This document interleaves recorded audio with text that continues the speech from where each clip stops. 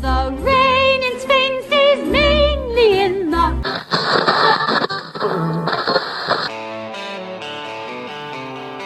Step by step through the sun and rain, over mountains, across the plains. WCBH is on the go. Join us as we walk the Camino. Good morning, day 43. A little bit puffed already. Straight into another hill. 22 kilometres today from Portomarin to Palas de Rei. And if we go back to 2017, this was our nightmare day where that nearly broke us, wasn't it? It was. I think part of it was checking to see how far we were along. And we'd estimated we only had 2K, but in reality we had 5. And we weren't as well prepared as we are now. No, there's a big difference, isn't there? Firstly, we hadn't done the prep before we went away. Secondly, we went straight into big kilometres where we're actually much fitter now because this is day 43 of walking. We've built it up nicely. Thirdly, do you remember day 1? We were struggling with the cold because it was late December. We hiked in thermals for part of the day or the whole day, got to the accommodation, went to sleep with the heaters on in thermals, and then woke up a couple hours later, absolutely dehydrated, the both of us.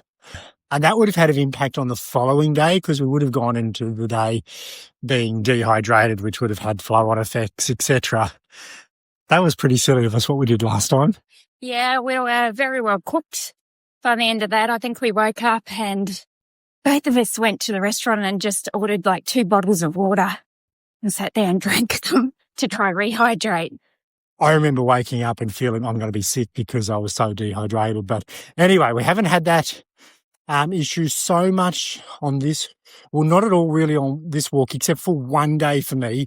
And that was going into day 3 when we woke up in the albergue in the dormitory for Savalas. Because it was so cold, I'd slept in my jacket. Well, I woke up in the middle of the night, put the jacket on, and I woke up having a really big headache, and partly it would have been from cold and dehydration and lack of coffee, etc. But apart from that one day, every other day I've woken up feeling pretty good.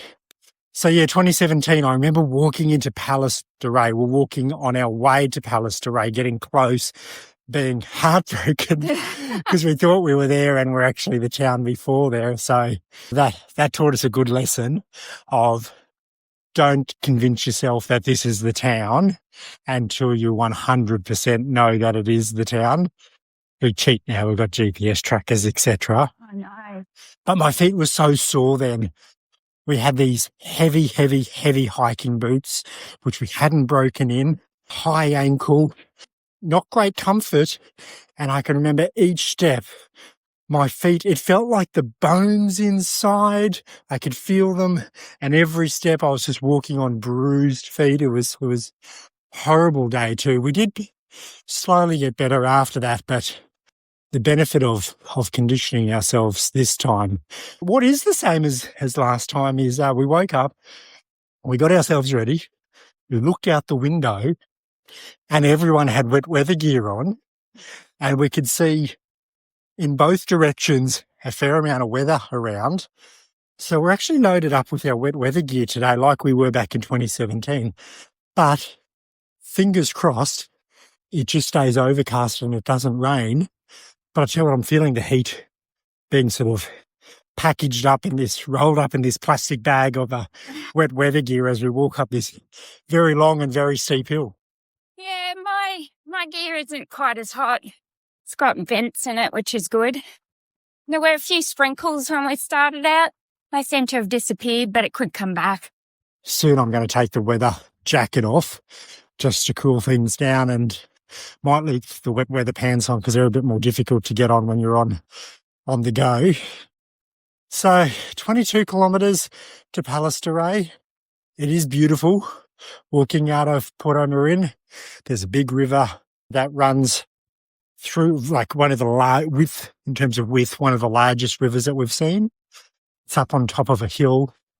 And you'd have to say The bush that we're walking through now is right up there with some of the prettiest path and bush and trees that we've seen. Yeah, we've been really lucky. The last few days have just been so beautiful on the path. And down there below was right up with it. It's starting to come out into some more open woodland, I think you'd say. We've lost all the moss-covered rocks and stuff. And I'm very out of breath because we're still going up. Yeah, just to describe this hill a little bit further, this is going for over a kilometre, this hill, and we're at a fair degree of angle here. It's just unrelenting. It's not necessarily difficult but it's just because it's so long, it's unrelenting. But we're doing okay. Like, how many times have we actually stopped just to catch our breath? I think just once. Once, I think. And we can see the crest up here where we'll stop again. And that might be a good spot to take off this wet weather jacket. So we're here in Palas de Rei, and I thought we were walking 22 kilometres, but I've just plugged the distance into the phone, and it turns out it was actually 25 kilometres. Any surprise to you, Sherilyn? No, I thought it was around that. And when you kept saying 22, I was like, no, I remember it being around 24, 25. And I do remember it being quite a difficult day of walking last time. And it was challenging today, but we came into the town a lot stronger and a lot better off than we did back in 2017.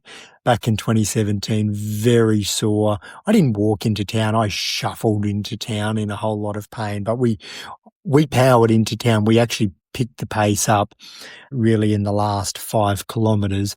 But that town, the one major town before here, we didn't make the same mistake as last time. Like, we knew we still had kilometres to go, and that's where the Mirage Town.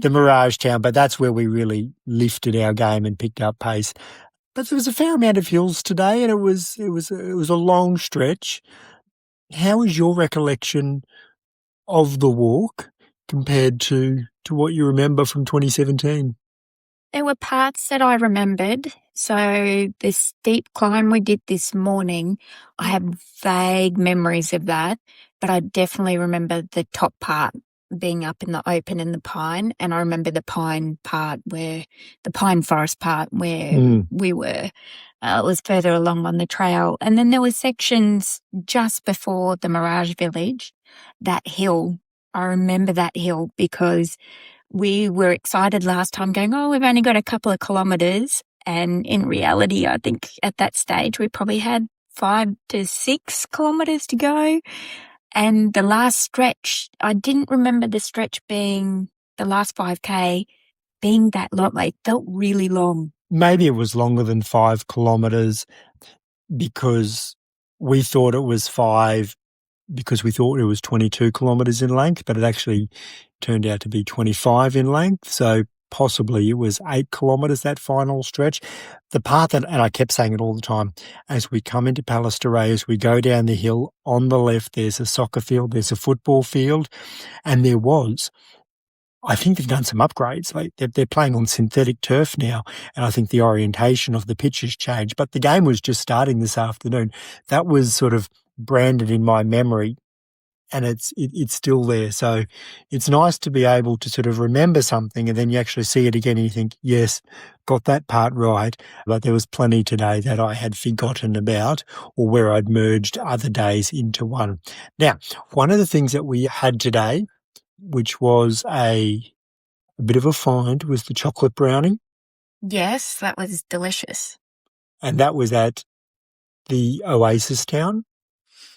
That was a little bit before. That was on the hill that we both remembered. The hill on the way to the Oasis town. So the Mirage Town, yeah. I'm going to put down that the reason that we came in feeling good and strong and powerful, it was because of that chocolate brownie. It was very good brownie. The only thing that could have improved it was if it came out hot. Oh, yeah, that would have been good. Now, we've had 2 relatively long days. Yes. The last 2 days. Yesterday was a hot baking day. Today was largely overcast and cold. It was cold today. The last little part of the day It did clear up, but it was still cold with a cold wind.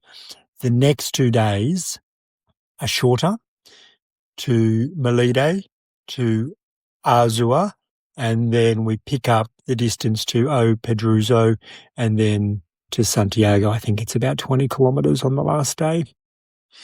20 kilometres. It's all right. We're getting there. How many kilometres have we got left to go? We have, according to the app, about 68. Wow, 68. That's really getting low now. It is. Yeah, that will evaporate very, very quickly. It's quite amazing. It started at 790 and now it's down to 68. It's very exciting. The rain in Spain stays mainly in the...